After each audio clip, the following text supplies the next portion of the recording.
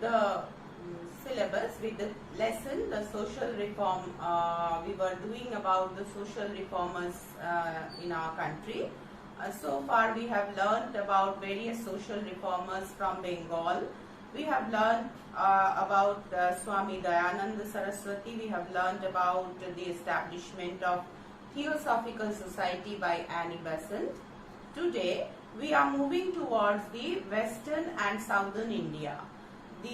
First we are going to discuss about Jyotiba Phule, the social reformer from Maharashtra.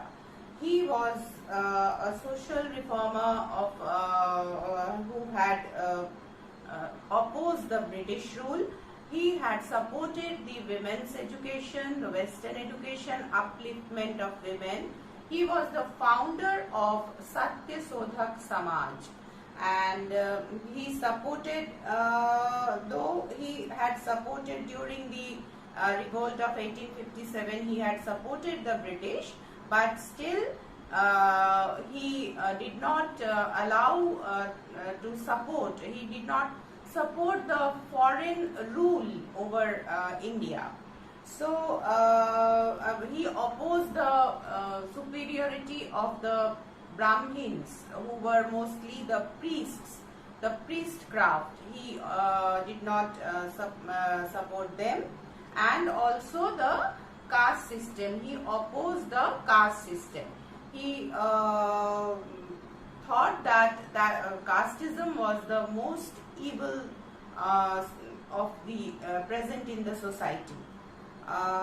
Next we are moving towards the another social reformer from he was from Kerala. He belonged to the Ejava community, that is the backward community. His name is Narayan Guru. He vehemently opposed the casteism. He fought for the rights of the lower caste people. In southern India previously, even right now also, to some places, to some in some temples, still yet the lower caste people are not allowed to enter, or they are not allowed to take water from the village wells. So Narayan Guru, who belonged to the Ejava community in Kerala, he was a Ejava community, the lower class community in the society.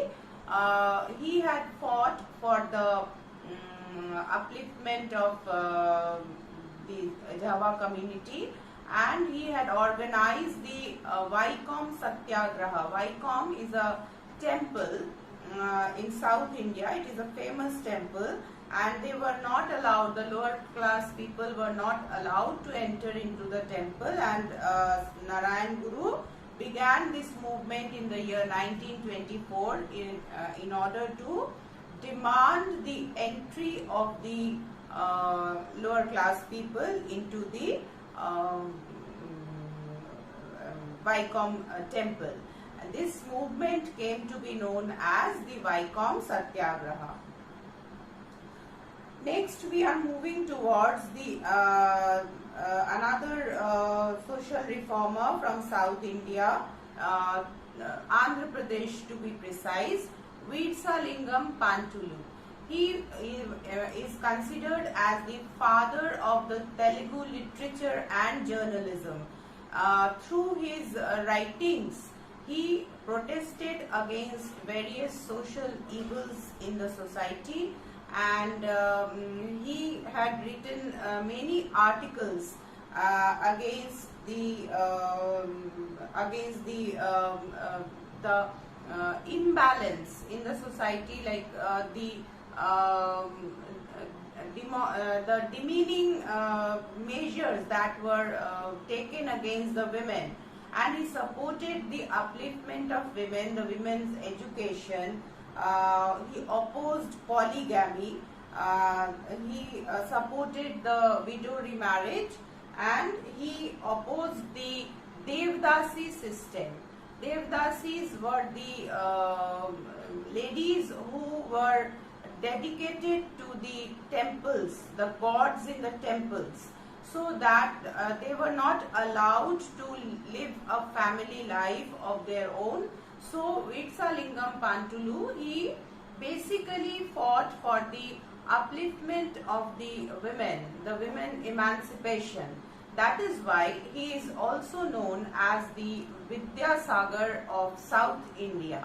So these three were very famous social reformers from other parts of our country.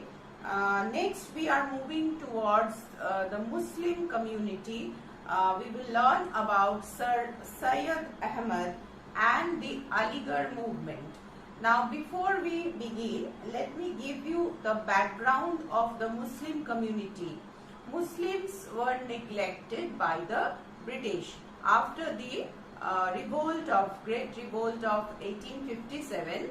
The British had considered them responsible because they have chosen the Mughal Emperor Bahadur Shah II as the Emperor of India. So the British held the Muslim soldiers and the Muslim community responsible for the beginning of the revolt of 1857. So they neglected. They applied the divide and rule policy in India and neglected the Muslim community, and the Muslims also detached themselves from the mainstream of our country. So Hindus were given more privileges while Muslims were neglected by the British. So it was Sir Syed Ahmad who had first felt about the backwardness of the Muslim community because of the negligence of the British government in India. The Muslims have become backward. They remained in their own community. They did not mix with the other communities in the society, and so there was no spread of education or spread of modernization in the Muslim community. So Sir Syed Ahmad was the first to understand that the backwardness of the Muslim community, and in order to get them privilege, he thought to eliminate this backwardness. He was the first in the Muslim community to understand the need for the Western modern education for the Muslims, so that the enlightenment would help the Muslim community to rise from the backwardness. So we will learn about Sir Syed Ahmad and the Aligarh movement later.